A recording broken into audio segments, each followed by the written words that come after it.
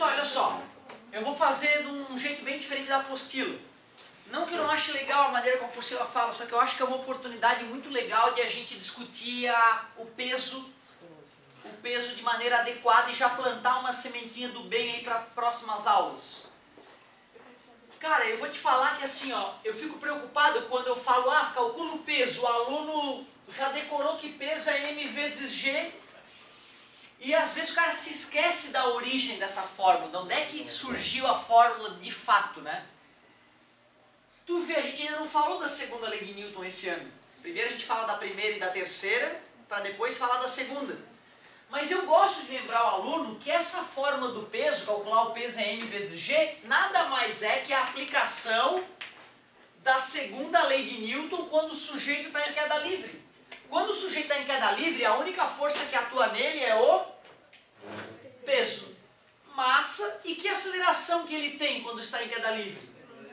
É a da gravidade, por isso que eu troco a aceleração por g e a força resultante eu chamo de P.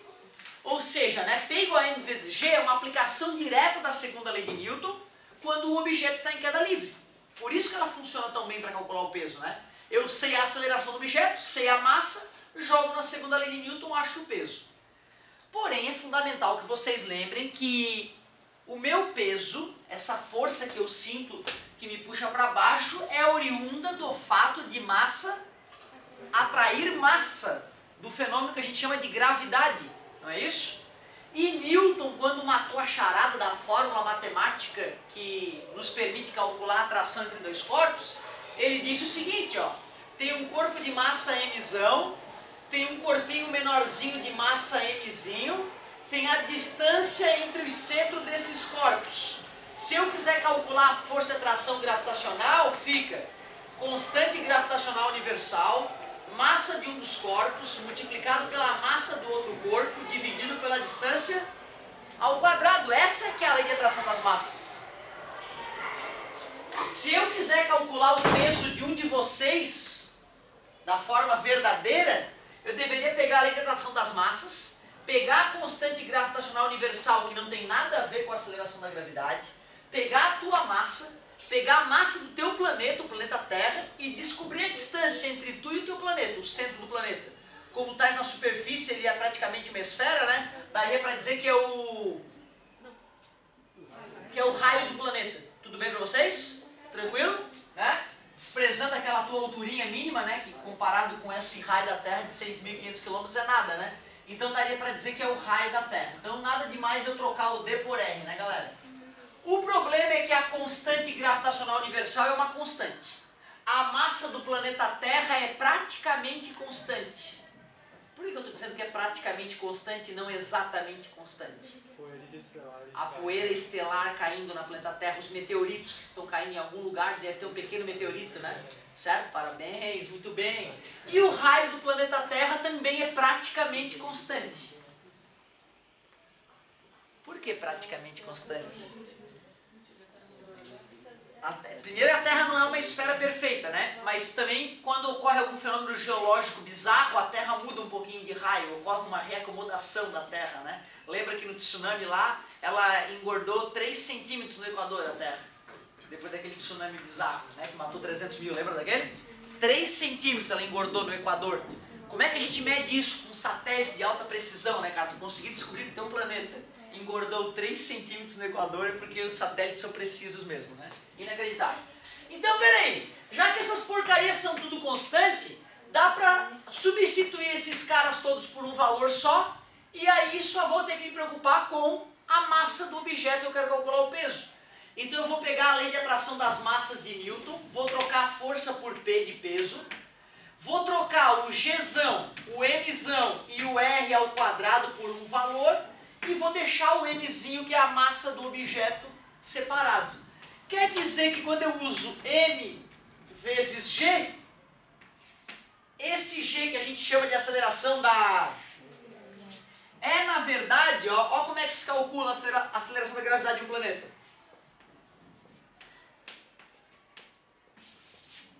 A aceleração da gravidade de um planeta depende da massa do planeta e do raio do planeta. Da massa do planeta e do raio do planeta.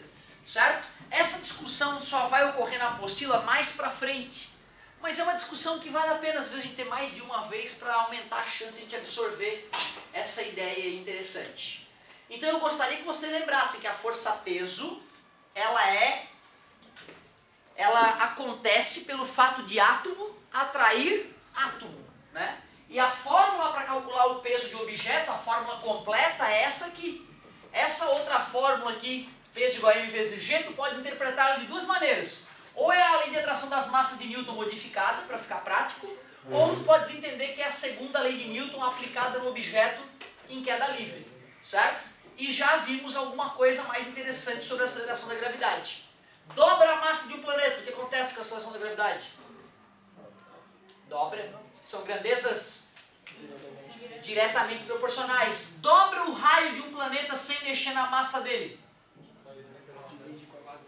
Cai 4 vezes a aceleração da gravidade, né? Porque a aceleração da gravidade de um planeta é proporcional ao quadrado do raio desse planeta, certo? Show de bola. Então uma discussão que vai voltar a ter, mas é que eu não podia perder essa oportunidade. Não podia perder essa oportunidade. Então tá, fizemos uma discussão bem mais completa do que eu deveria sobre força-peso. Aliás, já que esse capítulo fala também sobre a terceira lei de Newton, alguém poderia tentar lembrar o enunciado da terceira lei de Newton? Para toda ação, uma força, existe uma reação, outra força de mesmo módulo, mesma direção e sentidos. Show de bola. Para toda maldita força que está na natureza tem que ter uma outra, de mesmo módulo, mesma intensidade, mesma linha imaginária e sentidos opostos. Vocês sabem que quando um único objeto é empurrado com a mesma força, de mesmo módulo, né, em sentidos opostos, essas forças se anulam. Por que ação e reação não se anulam mesmo? Ou será que ação e reação se anulam? Isso, porque imagina, se eu faço 300 newtons nesse objeto para cima e 300 newtons nesse objeto para baixo, por que ia se anular, né? Se as forças atuam em objetos diferentes. Eu, quando vou caminhar, empurro o chão para trás. O chão me empurra para frente. Como a força que eu faço atua no azulejo, que está no chão, e a força que ele faz atua sobre os meus pés, essas forças não se anulam. E se anulassem, o próprio fato de eu caminhar seria impossível, certo? Mas cuidado, é uma pegadinha clássica de vestibular, hein? Por que mesmo que ação e reação não se anulam? Pois atuam em corpos diferentes. É outra coisa fundamental sobre a terceira lei de Newton. Ainda, se a ação é magnética, a reação também tem que ser magnética. Se a ação é gravitacional, a reação também deve ser gravitacional. Se a ação é atrito, a reação é atrito. Isso quer dizer que ação e reação têm sempre a mesma natureza. Uma forma interessante de lembrar essa história de ação e reação é a seguinte, ó. Isso aqui eu demorei alguns anos para digerir. Para digerir no fundo do coração mesmo, sabe? Para ir, entendi. Mas eu lembro que eu perguntei várias vezes para o professor no terceirão sobre isso. Embora eu já tinha discutido isso anteriormente. Terra e caixinha. Bem desproporcional. Estão se atraindo. Eu quero desenhar a caixinha com as forças que atuam nela, o famoso diagrama de corpo livre, e a Terra com as forças que atuam nela. Claro que eu só estou preocupado com as forças que uma faz na outra, que a caixinha faz na Terra, que a Terra faz na caixinha. Já que massa atrai massa, a Terra atrai a caixinha. Peso. Mas se a Terra atrai a caixinha atrai a Terra. Pelinha. Essas formam um par de ação e reação, essas forças. Mesmo módulo, mesma direção, que é a direção vertical, aqui passando pelo centro da Terra. Sentidos opostos, atuando em corpos, por isso jamais se anularão. E as duas são gravitacionais. Massa atrai massa, massa atrai massa.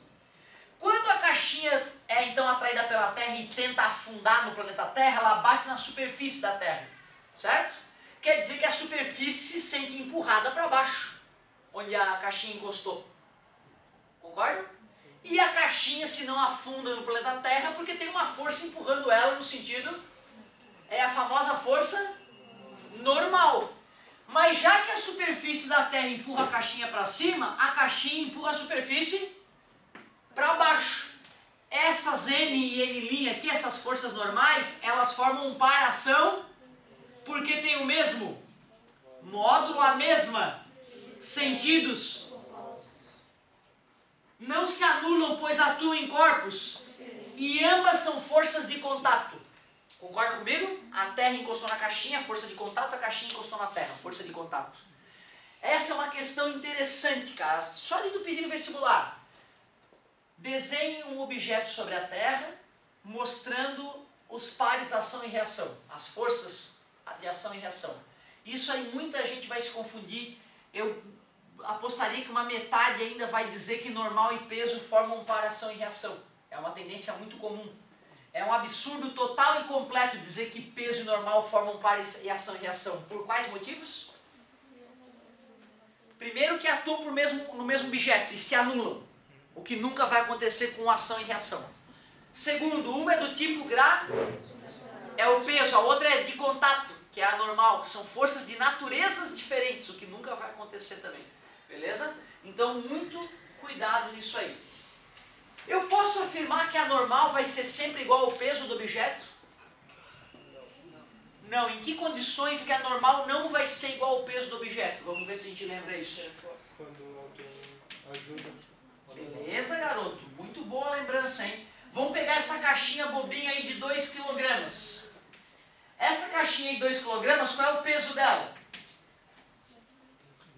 20 newtons. Nesse caso, só tem a caixinha na superfície da Terra, o peso é 20 newtons e a normal é 20 newtons. Porém, basta um terceiro chegar aqui e empurrar a caixinha com 3 newtons para baixo, a normal nela já não vai ser 20. Vai ser quanto agora? É 20 para suportar o peso, mais 3 porque alguém está forçando ela contra a superfície. Então a normal já passa a ser 23 newtons. Ou então alguém pode chegar aqui e tentar erguer a caixinha com uma força externa de 15 newtons. Qual é a normal? 5, né? O chão teria que suportar os 20 newtons, mas como alguém está tentando erguer a caixa com 15 newtons, o chão agora só tem que fazer 5 newtons para suportar, concorda comigo? Cuidado, então normal não é igual ao peso. É muito comum também um aluno mediano em física decorar peso é igual ao normal. Vai lá e sempre calcula o peso. Cuidado. Cuidado com isso aí. Porém, então para tu calcular a força normal numa situação como essa, tu faz o seguinte, ó, tu escreve diagrama de corpo livre no objeto, peso para baixo, força de terceiro aqui para cima é F e tem a normal ainda para cima. Se o corpo está em equilíbrio, a força resultante é isso, né? Isso que é estar em equilíbrio, né? Força resultante zero. Quer dizer que a força que é para baixo, que é o peso, tem que ser igual às forças para cima, que é a F mais a normal. Se o peso era 20 e a F era 15, subtraindo 15 em ambos os lados, a gente descobre que a normal vale 5. Só fiz a continha para te mostrar que não precisa ser de cabeça, né? Tu pode provar o que tu está fazendo, né? Só lembrando que a força resultante é zero quando o corpo está em equilíbrio. Peso, normal, terceira lei de Newton. Cara, já dá pra matar uma página aí de exercícios desse capítulo. Deixa eu ver qual é a mais bonitinha. Sem dúvida é a página 4. Desse bate-papo de agora, a nossa tarefa é a página 4. Mas eu queria aproveitar a concentração ímpar de vocês aí pra gente avançar um pouquinho mais e aí já ficar fazendo exercício juntos como a gente faz lá, gastar uns 20 minutos pelo menos fazendo exercíciozinho. Ah, essa segunda aula é bem mais divertida.